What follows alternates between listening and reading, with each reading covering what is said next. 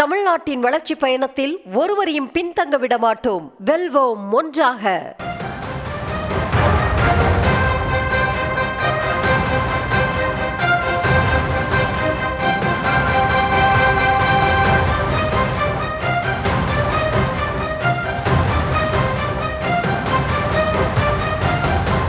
கூட்ட நெரிசலில் சிக்கி 41 பேர் உயிரிழந்த இடத்தில் மத்திய உள்துறை அமைச்சக அதிகாரிகள் ஆய்வு மேற்கொண்டு வருகிறார்கள். வரும் திங்கட்கிழமை விஜய் சிபிஐ அலுவலகத்தில் ஆஜராக உள்ள நிலையில் இந்த ஆய்வு நடைபெறுகிறது. விஜயை பார்க்க சென்று கூட்ட நெரிசலில் சிக்கி 41 பேர் பலியான நிலையில் அங்கு ஆய்வு மேற்கொள்ளப்பட்டு வருகிறது.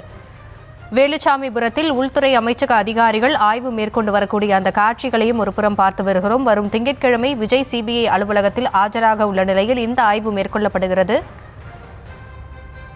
அது தொடர்பான அண்மை செய்தியை பார்த்து வருகிறோம். கூட்டம் நடந்த இடத்தில் தற்போது ஆய்வு மேற்கொண்டு வரும் மத்திய உள்துறை அமைச்சக அதிகாரிகள் குறித்தான காட்சிகளையும் பார்த்து வருகிறோம். வேலுச்சாமிபுரத்தில் உள்துறை அமைச்சக அதிகாரிகள் ஆய்வு மேற்கொண்டு வருகிறார்கள். கரூரில் விஜயின் பிரச்சார கூட்ட நெரிசலில் சிக்கி 41 பேர் உயிரிழந்த சம்பவத்தில் சிபிஐ விசாரணையை தொடங்கி பல்வேறு தரப்பினரும் ஆஜராகி தங்களுடைய விளக்கத்தை அளித்தனர். அதனைத் தொடர்ந்து வருகிற திங்கட்கிழமை விஜய் நேரில் ஆஜராவார் என்று தெரிவிக்கப்பட்டிருக்கக்கூடிய சூழலில் தற்பொழுது உள்துறை அமைச்சக அதிகாரிகள் வேலுச்சாமிபுரத்தில் ஆய்வு மேற்கொண்டு வருகிறார்கள். இது குறித்த விவரங்களோடு இணைகிறார் நம்முடைய செய்தியாளர் பிரபாகரன். கள நிலவரங்கள். வணக்கம் மேடம். வருகின்ற 12ஆம் தேதி டெல்லி சிபிஐ அலுவலகத்தில் தமிழக வெற்றி கழக தலைவர் நடிகர் விஜய் விசாரணைக்காக ஆஜராகும்படி சம்மன் அனுப்பியுள்ள நிலையில் தற்போது கரூர் வேலுச்சாமிபுரம் பகுதியில் டெல்லி மத்திய அமைச்சக அதிகாரிகள், தடவியல் துறை அதிகாரிகள் வேலுச்சாமிபுரம் பகுதியில் நேரில் ஆய்வு செய்து வருகின்றனர். கரூர் வேலுச்சாமிபுரத்தில் கடந்த ஆண்டு செப்டம்பர் மாதம் 27ஆம் தேதி தமிழக வெற்றி கழக தலைவர் நடிகர் விஜய் மக்கள் பிரச்சாரத்தில் கூட்ட நெரிசல் காரணமாக சிக்கி 41 நபர்கள் உயிரிழந்த நிலையில் 110க்கும் மேற்பட்டோர் காயமடைந்து சிகிச்சை பெற்று விடுதிருந்தனர். இது தொடர்பான வழக்கு உச்சநீதிமன்ற உத்தரவின்படி சிபிஐ விசாரித்து வருகின்றது.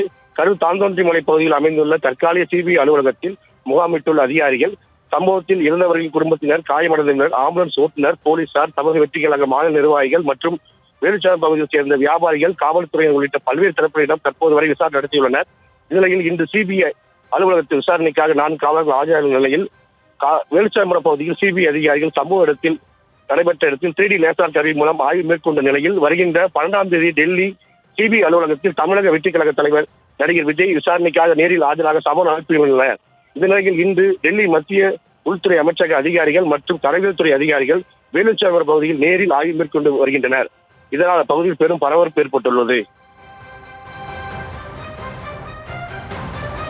விவரங்களுக்கு நன்றி பிரபாகரன்.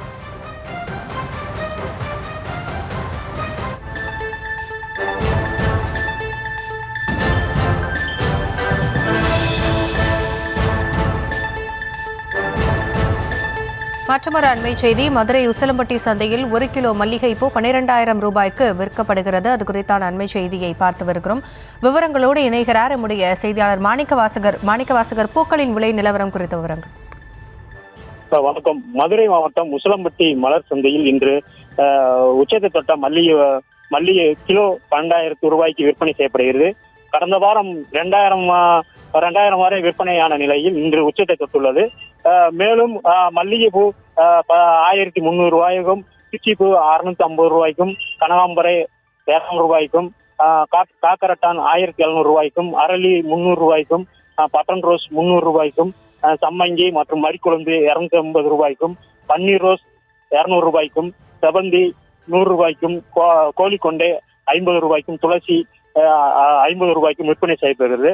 மேலும் இந்த பகுதியில் தினந்தோறும் 5 டன் 6 டன் வரக்கூடிய மல்லிகைப்பூ பனிப்பொழியின் காரணமாக கிலோ 2 கிலோ 3 கிலோ வந்ததாக விவசாயிகள் மற்றும் விற்பனை செய்வோர் தெரிவிக்கின்றனர்.